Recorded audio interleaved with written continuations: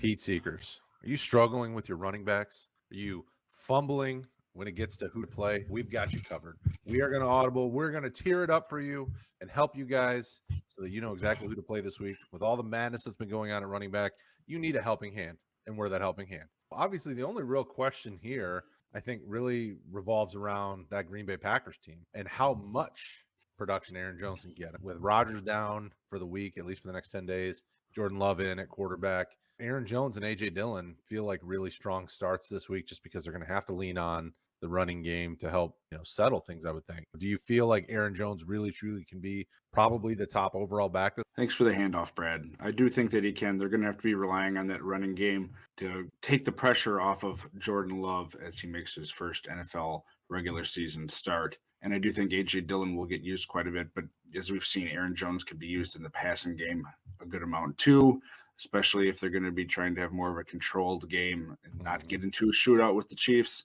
So I do like him up there. I wouldn't necessarily have him as my number one for the week, but he definitely belongs in that potential RB1 overall conversation. And it's a softer run defense. Kansas City's favorable matchups for running backs, so it feels very good. The one thing that I'd say it'll be interesting to look at is they are talking about moving Chris Jones back inside, which they've been experimenting with having him on the outside, and it feels like maybe that is going to be with trade for Melvin Ingram, having Ingram and then Frank Clark on the outside and Chris Jones back inside where he's had better production throughout his career. So that is something to watch and see how it plays out this week. Remember, before we get into this tier, this is a combined ranking of the Roto Heat teams. We have multiple guys that put in their rankings each week, and that separates these players into tiers.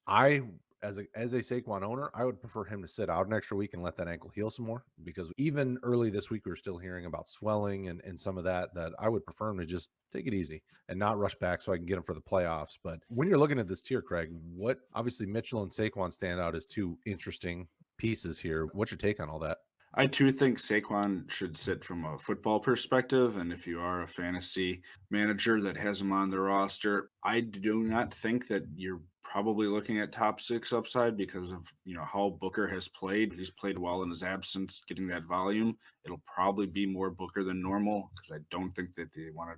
Maybe I'm wrong. Maybe the team just throws him into the fire when, he says he's ready. And we've seen an unfortunate history of running backs getting rushed back too soon, like CMC, where he's practicing this week. And if he was fully healthy, of course, he's in the RB1 overall conversation. But if he plays, is he going to get a full workload? Kind of doesn't seem like he's going to play. Yeah. So we don't have him on here this week. I think it's the same situation with Barkley, where I didn't personally have him this high in my rankings. If you had a fully healthy Barkley, would he be here? Yeah, he'd be in that conversation. But I think it's difficult to expect that first week back, like someone else will be talking about later on here coming up, just get thrown in the mix and be the guy again when you just have these question marks. Elijah Mitchell, he's been getting the touches there. He's running into a little bit harder of a defense than he's been playing lately with Arizona and that front that they have. So will he continue it? He's getting the opportunity, so maybe he does. It'll be interesting to see because they've really committed to the run game there in San Francisco. Absolutely. And then with Debo struggling and having some injury concerns this week, he hasn't been practicing or been limited. It'll be interesting to see what they do with that run game this week. We have to talk about David Montgomery. With him, it sounds like he's had a couple of good practices, or they're hoping to play him against the Steelers. This is another one where I would love to see him just rest another week or two. I think they've got their bye coming up, but I would love to see him get a little more rest. But if he is playing, Khalil Herbert is not an RB1, I wouldn't think. How do you feel about that? Yeah, I would like to think that they would rest him as well with their bye week in week 10 here. And if he does play, it certainly does change, I feel, the upside for Khalil Herbert, who has been amazing in his absence. Once he sort of got the reins, he's taken off. But you're going to have to pay attention to if Montgomery plays or not. If he doesn't play, certainly he has this sort of upside. If Montgomery does, you're probably looking at a few guys in that RB2 tops, but probably more flexed here if you're assuming that there's going to be that split. James Robinson, if he's healthy and playing, he's the guy there in that running back group. It's pretty clear, and that offense didn't function very well without him at all last week going out. So he certainly belongs up there if he's healthy and playing. Sort of the newcomer to this, how high up we're looking here in these tiers. is Michael Carter, who has just been playing out of his mind and certainly showing himself to be the guy that a lot of people thought he was when they were taking him in the first round of the rookie drafts this year. Just took a while for him to take control and get that time, and maybe he just needed the Mike White time to shine.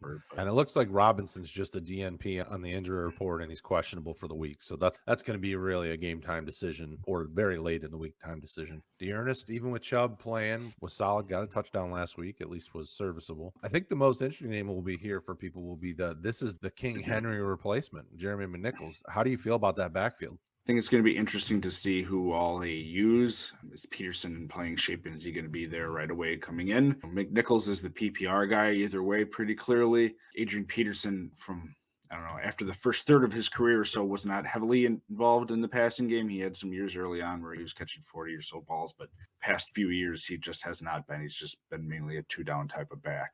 So McNichols, if you're in a PPR league, I think is the target. And certainly this week we'll get a nice load share, but I don't see him being an every down back. PPR, he might have a week higher than an RB2, depending on how much they're throwing the ball. And certainly the matchup that they have against the Rams, they're probably going to have to be throwing the ball, given that they don't have Derrick Henry anymore. So I do like him, but I feel that this is probably where he belongs. D'Ernest Johnson is the one to me that just doesn't make a whole lot of sense. And I know he got a touchdown, but he had 4 or 5 carries and 1 or 2 catches last week. It really was just the Nick Chubb show with Chubb back. So I don't feel great about that one. Zack Moss, who normally I don't feel great about, going against Jacksonville, certainly might get up high early and run the ball more. Or they could just choose to continue to throw the ball, which would limit that upside. And then you have some of these guys eating into each other with Josh Jacobs, Kenyan Drake, James Conner, Chase Edmonds, guys, even Melvin Gordon, Javonte Williams, they eat into each other. It really is just pretty much a true split. So it's hard to have a lot of faith that one of them is going to be a true RB1 this week. Yeah. And the great thing, though, is with as many RB injuries is you can trust that with so many of these guys getting a very almost 50-50 split in the case of Williams and Gordon, you can feel good that at least they're going to give you something. So they're semi-safe kind of floor plays at the running back position for sure. And with the running back landscape that we have, sometimes that's what you want. You need it sometimes, yeah. So if James Robinson's out, obviously Carlos Hyde becomes more of a high-end flex in my mind. Yeah. Jordan Howard is currently on the practice squad. Did they send him back down then? They sent him back down Monday after the game. He went back down to the practice squad. So keep an eye on that. Obviously, you can do whatever you want. The practice squad is more fluid these days than it used to be. This is an interesting group. I think Booker's about the safest play in this group. What are you thinking here? Yeah, if Saquon doesn't play, I certainly feel that he's a very nice play here. We talked about David Montgomery, and that goes hand in hand with Damien Williams. If Montgomery plays, he's probably splitting quite a bit with Williams and or more likely Herbert.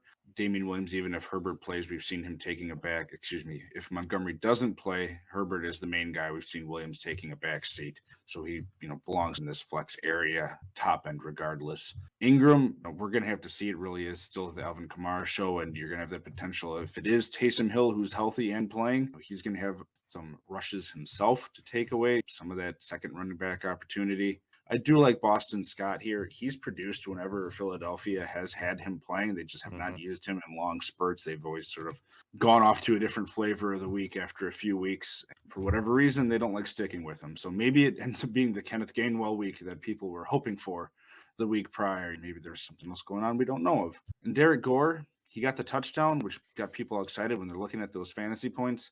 But he was on the field for a third of the time that Darrell Williams was. And Williams got 6 catches. Gore had none. Williams really is the one to Derrick Gore's 2 in this offense right now. And I don't see that changing just based off of that one game. I feel safest with Ty Johnson. He's getting targeted in the passing game some. He's getting a little bit of running game action. Obviously, Carter's clearly the top guy, but Johnson's at least usable in a pinch if you're really struggling. I know a lot of our live streams and shows where we've been interacting with the community, folks are trying to scrap for who do I use in a pinch, who do I use in case of emergency. And this is why we have the sleeper tier, because guys like Ty Johnson and Devonta Freeman are involved in their offense to some degree, maybe not the most appealing pieces to have, but in a pinch, if you need something, these guys can get you something. Kenneth Gainwell had just a stinker last week when everybody thought that could be. I know our Sunday morning boys didn't necessarily agree that Kenny Gainwell had much to give, but a lot of folks were thinking Gainwell had something. How do you feel about the sleeper tier? Is there somebody, Ty Johnson's I feel safest about, but who do you really do think has? I don't know. Yeah, I like Ty and I like Gainwell both. If Jordan Howard is not playing, certainly I like Gainwell a lot more. If Howard's up in that mess again, based on how things went last week, I'm not nearly as excited about it because this is a Chargers defense that gives up loads of points to the running back position. Certainly, I think that is a very nice situation to be in. The grossest one out of all of these is just this Texans situation. We thought we had clarity with Mark Ingram leaving, and we have even less clarity. People thought, oh, David Johnson with some Phillip Lindsay. Nope, we're bringing Rex Burkhead in to play most of the snaps. And then after that, most of you guys have no idea who Scotty Phillips is, who isn't on here and didn't do anything in particular, but had the second most snaps out of the running backs for the Texans. So it's really a break in case of emergency, and this may not even help you in an emergency type of situation if you're randomly picking a Texans running back out of the hat.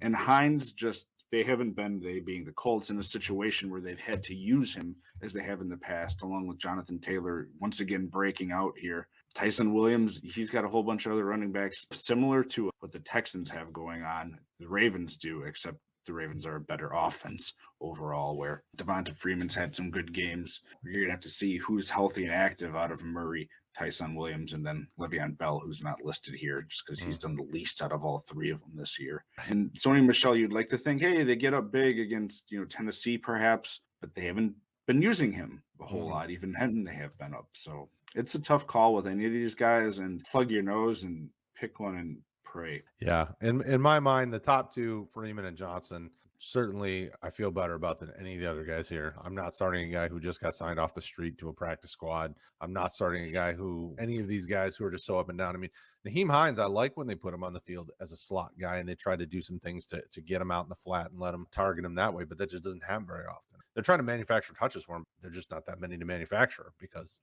there is such a strong Jonathan Taylor presence. So it's a tough call. That's why we're here to help. So if you guys have enjoyed, make sure you smash the like. If you have questions, drop them below, and we'll see you later.